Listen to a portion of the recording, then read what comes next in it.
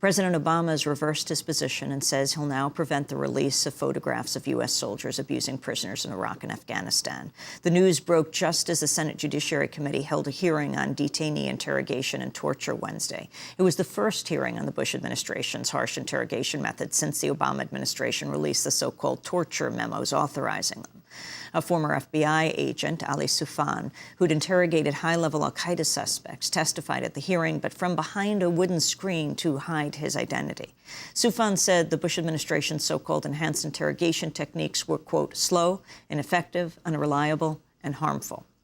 In contrast, he described the less threatening interrogation method he'd used on suspects, including Abu Zubaydah. The interrogator uses a combination of interpersonal, cognitive, and emotional strategies to extract the information needed. If done correctly, this approach works quickly and effectively because it outsmarts the detainee using a method that he is not trained nor able to resist. The Army Field Manual is not about being soft. It's about outwitting, outsmarting, and manipulating the detainee. The approach is in sharp contrast of the enhanced interrogation method that instead tries to subjugate the detainee into submission through humiliation and cruelty. A major problem is it is ineffective. Al-Qaeda are trained to resist torture. As we see from the recently released DOJ memos on interrogation, the contractors had to keep requesting authorization to use harsher and harsher methods. In the case of Abu Zubaydah, that continued for several months, right till waterboarding was introduced. And waterboarding itself had to be used 83 times, an indication that Abu Zubaydah had already called his interrogators bluff. In contrast, when we interrogated him using intelligent interrogation methods, within the first hour, we gained important actionable intelligence. This amateurish technique is harmful to our long-term strategy and interests. It plays into the enemy's handbook and recreates a form of the so-called Chinese wall between the CIA and the FBI. It also taints sources, risks outcomes, ignores the end game, and diminishes our moral high ground. My interest in speaking about this issue is not to advocate the prosecution of anyone. Examining a past we cannot change is only worthwhile when it helps guide us towards claiming a future, a better future, that is yet within our reach. For the last 7 years, it has not been easy objecting to these methods when they had powerful backers. Former FBI interrogator Ali Soufan. Soufan was questioned by both Democratic Senator Sheldon Whitehouse and Republican Senator Lindsey Graham. In response to Soufan's testimony, Senator Whitehouse read a statement from President Bush that said enhanced interrogation had actually led to useful information. On September 6, 2006, President Bush stated the following: "Within months of September 11, 2001, we captured a man named Abu Zubaydah. We believe that Zubaydah was a senior terrorist leader and a trusted associate of Osama bin Laden. Zubaydah was severely wounded during the firefight that brought him into custody, and he survived only because of the medical care arranged by the CIA. After he recovered, Zubaydah was defiant and evasive. He declared his hatred of America. During questioning, he at first disclosed what he thought was nominal information, and then stopped all cooperation. We knew that Zubaydah had more information that could save innocent lives, but he stopped talking.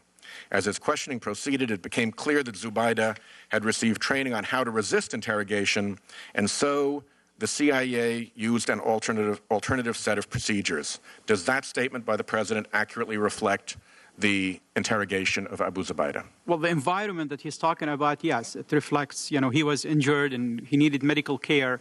But I think the President, my own personal opinion here, based on my recollection, he was told probably half-truth. And repeated a half-truth, obviously. His statement as presented does not conform with what you know to be the case from your experience on hand. Yes, sir. Do you believe that any good information was obtained through harsh interrogation techniques? Can you say that there was no good information? Well, from what I know, on the Abu Zubaydah, I would like you to evaluate the information that we got before. Well, the Vice President suggesting that there was good information obtained, and I'd like the committee to get that information. Let's have both sides of the story here. I mean, one of the reasons these techniques have survived for about 500 years is apparently they work. Because, sir, there's a lot of people who don't know how to interrogate, and it's Right. easy to hit somebody than outsmart them. I understand that you believe you got it right, and you know how to do it, and these other people don't. Republican Senator Lindsey Graham questioning former FBI interrogator Ali Soufan at the Senate Judiciary Committee hearing Wednesday. Former State Department counselor and former head of the 9/11 Commission, Philip Zelikow, also testified at the hearing.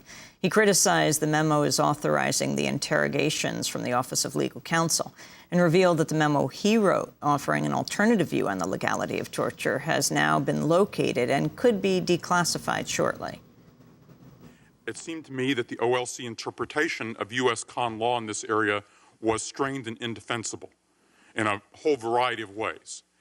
My view was that I could not imagine any federal court in America agreeing that the entire CIA program could be conducted and it would not violate the American Constitution.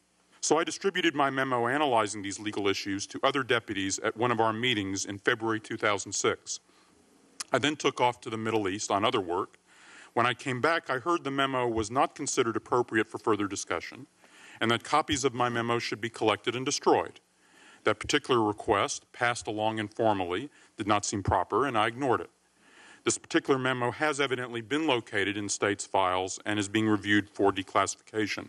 But in sum, the U.S. government, over the past 7 years, adopted an unprecedented program in American history of coolly calculated, dehumanizing abuse and physical torment to extract information.